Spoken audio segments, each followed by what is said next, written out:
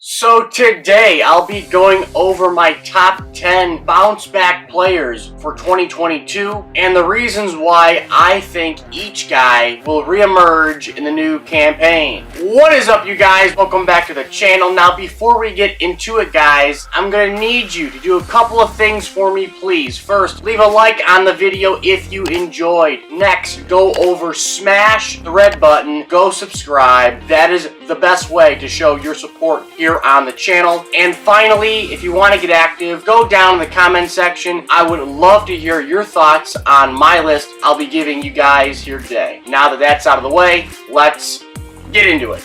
Alright, clocking in at number 10 on the list is Kyle Hendricks of the Cubs. Now, although most thought last season wasn't going to be a fun one for the team on the north side of Chicago, from a business perspective, I am sure the Cubs front office hoped their starting pitcher, Kyle Hendricks, would have similar success as he did in his 2020 campaign for the new and regularly scheduled 2021 season. Just in case they needed to use Hendricks as a trade chip once July 31st rolled around. Unfortunately, that wasn't the case for Hendricks, and his numbers dropped off considerably in relation to his performance in 2020. Because in 2021, Hendricks started 32 games and worked 181 innings, gave up 200 hits, 31 home runs, struck out 131, walked 44, but had a 4.77 ERA in the process. Not to mention, Hendricks posted the second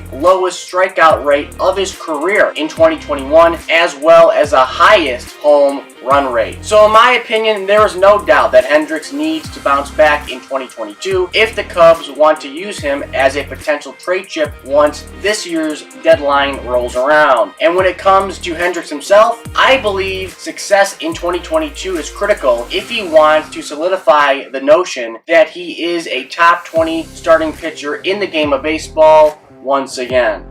Coming in at number 9 is Dallas Keuchel of the White Sox. Now, obviously, heads turned when the news broke of Dallas Keuchel signing with the White Sox during the 2019 and 2020 offseason, and made many people in the industry realize the Sox were converting to win now mode. Now, yes, Keuchel posted very good numbers during his first season with the Sox in 2020 when he started 11 games while working over 630 innings and having a 1.99 ERA to top it all off. Now, although 2020 was a shortened season, the numbers Keuchel posted in 21 was a far cry from dominance, because in 2021, Dallas only worked 162 innings while giving up 189 hits, 25 home runs, the most in his career, 95 strikeouts, 55 walks, and topped it all off with a 5.28 ERA, which was also the highest in his career. Not to mention, his strikeout to walk ratio was his worst since he first broke into the league in 2012. So I think Dallas Keuchel needs to return to his 2015 or 2020 form if the White Sox want to get back to the postseason and move past the divisional series in 2022. And frankly, I think he can do it. The main reason why is because 2022 is his last year of his 3-year deal he signed with the White Sox. This means he'll be up for another contract, and everybody knows players perform their best when the contract is running out.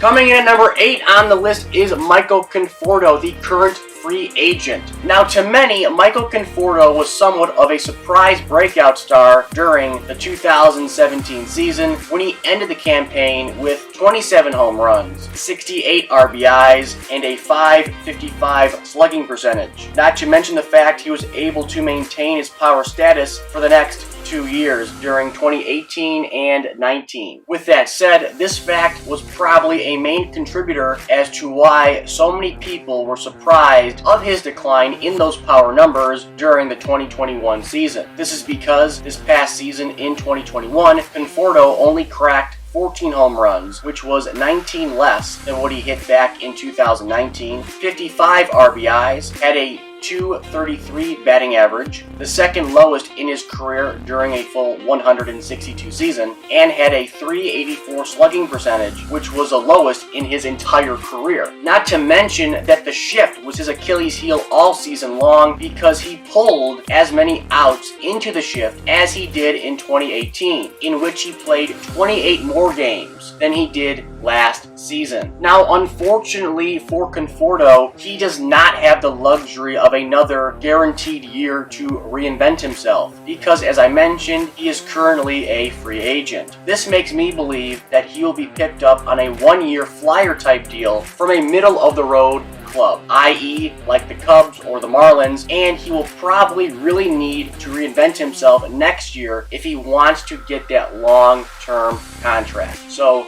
2022 is a big year for Conforto.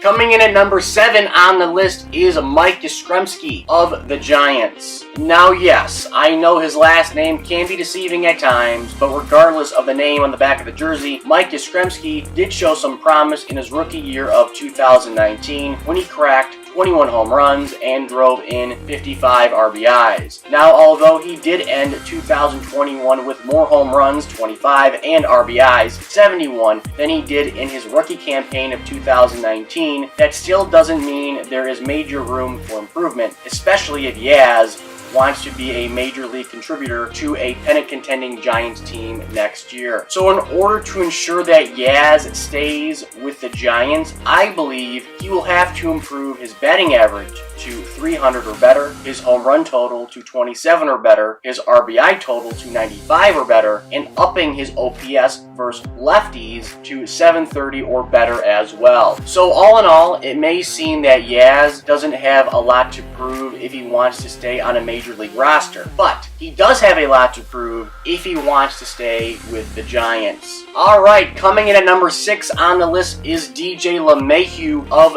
the Yankees. Now, I understand that when someone signs a 6-year, $90 million contract, there is good reasons to have high expectations for that individual, especially when they sign that contract with the New York Yankees. However, if there was any legitimate excuse that person could use to turn down the heat, so to speak, it would be the excuse DJ LeMahieu used and made public after the season was over, and that was the fact DJ was dealing with a sports hernia, which kept him out of the Yankees' short playoff run and, in the end, required surgery later in October. Now, his struggles were evident, because if you just compare the numbers he put up this year to 2019, the last time he was able to secure over 100 games played, it looks like this. In 2019, he had a .327 batting average. In 2021, he had a .268 batting average. In 2019, he slugged .518. In 2021, he slugged .326. In 2019, he had 102 RBIs. In 21, he had 57 RBIs. In 2019, he had 26 home runs. In 2021, he had 10. Now, that 10 is the same amount as he had in the shortened 2020 season, by the way, when he wasn't injured. So in order for DJ to regain the love from Yankee fans, there is no doubt he is going to have to bounce back in a big way in 2022. Clocking in at number 5 on the list is Aaron Nola of the Phillies. Now, I think it is safe to say that everyone on the Phillies, besides Bryce Harper, has major pressure on them coming into next season. And probably the number one guy with the most weight on his shoulders is starting pitcher Aaron Nola. Now, his downfall is quite confusing when you look at the numbers from last year, because in 21 he posted a 7-7 record with a 4.63 ERA and gave up 26 long balls, which isn't great, but he had 223 strikeouts, which is only one fewer strikeout than what he had in 2018, his only All-Star year, and is the same year he finished 3rd in Cy Young Award voting. Not to mention, he also had an 11.1 strikeout per 9 in 2021, which is the second highest in his career, and had a career high strikeout to walk ratio this year as well, which sat at 5.72. 2022. So maybe his struggles weren't as clear in 2021 to the average baseball fan. However, if you ask a Philly fan, like my friend Luke from Philly's Hot Stove Media, he might beg to differ. So in my opinion, for him to regain the trust and faith of the Philly faithful, I think Nola really needs to rack up more wins and losses, lower the ERA to at least below 330, and reduce the total long balls by 15 or more. Now coming in at number 4 on the list is Trevor Story, the current free agent. Now obviously, even with Story's down numbers all season long, when it comes to home runs, 24, RBIs, 75, OPS, 801, and batting average at 251, these facts will not hurt his free agent market value post-lockout, because he will still sign a 8 to 10 year deal worth close to $300 million. However, that doesn't mean we shouldn't recognize the slip in performance last year from Story in Colorado. In fact, by StatCast estimates, he hit about 13 fewer home runs than he should have this past year in 2021. Not to mention that he achieved yet another new low for strikeout rate and showed increases in his overall swing rate and chase rate. He also needs to reclaim arm strength if he wants to get his metrics back up, and that may not be possible if his right elbow is still compromised from the inflammation he suffered during May of last season. So in my opinion, I still think Story is gonna get paid, but nonetheless, I do think he will need to prove himself in year 1 of his contract, not only if he wants to debunk the Colorado effect, but also if he wants to avoid hearing the boos while he plays at his new home ballpark, wherever that may be. Now at number 3, we have Hyunjin Ryu of the Blue Jays. Now I think Ryu will have just as much pressure on him to step up his game in 2022 as Phillies starting pitcher Nola, if not even more pressure due to the fact that last season's AL Cy Young Award winner Robbie Ray took his services up to Seattle. Now, although Ryu racked up the same amount of wins, 14, this season as he did in his only All-Star campaign back in 2019 with the Dodgers, his ERA did double from where it sat in that same season of 2019, because in 2019 it was 2.32 and in 2021 it was 4.37. Not to mention that Ryu had a decrease in the amount of strikeouts and an increase in his average exit velocity. In fact, left-handers were the ones who feasted the most off the Blue Jays lefty, as they collectively had a .561 slugging percentage off his four-seam fastball, which he featured more in 2021 than he did in previous seasons. So in my opinion, I believe that Ryu has to make a major comeback in 2022 if he wants to earn the amount of money he's getting paid from the Blue Jays, 4 years, $80 million, and most importantly, if he wants to pitch in October once again. Now coming in at number 2 on the list is Darvish of the Padres. So after finishing second in voting for the National League Cy Young Award in 2020, last year was a tale of two seasons for Darvish, because he had a 2.44 ERA through his first 16 starts, followed by a 6.65 ERA in 14 outings after that. Though there were many other reasons, the right-hander's struggles certainly contributed to the San Diego Padres' downfall. Yet, there was a clear explanation for said struggles. Darvish just wasn't himself after he developed hip inflammation in July. The injury didn't cost him much time, but it did force him to adjust his mechanics and generally harmed core aspects of his game. For instance, his average fastball dropped from 94.4 to 94.1 miles per hour. He also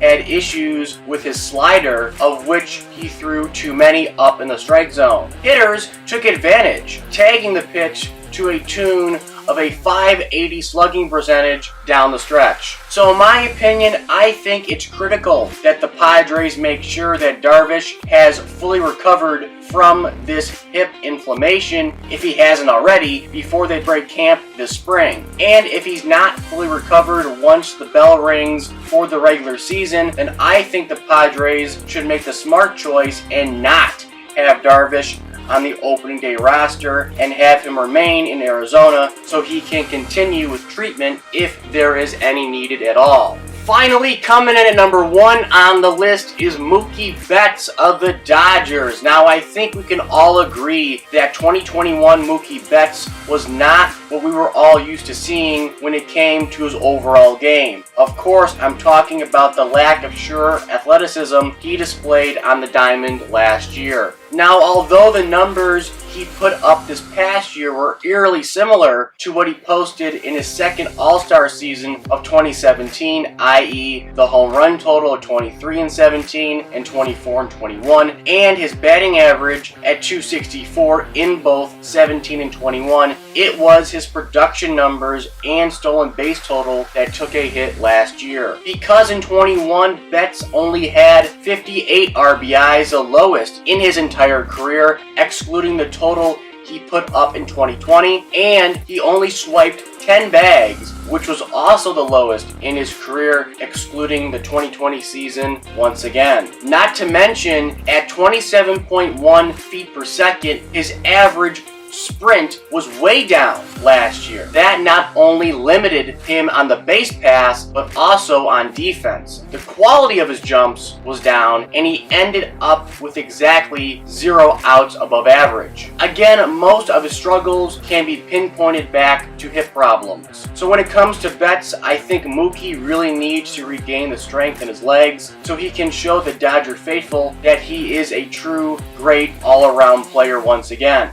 And a way for him to do that would be upping his batting average to at least .290 or better, increasing the stolen bases to at least 20 or better, and increasing his average outfield jumps to the 70th percentile or better as well. So that's all I got for today's video. Please like, comment, and subscribe. Don't forget to tell your friends about these videos and my channel. I would appreciate it. And I will catch you guys later.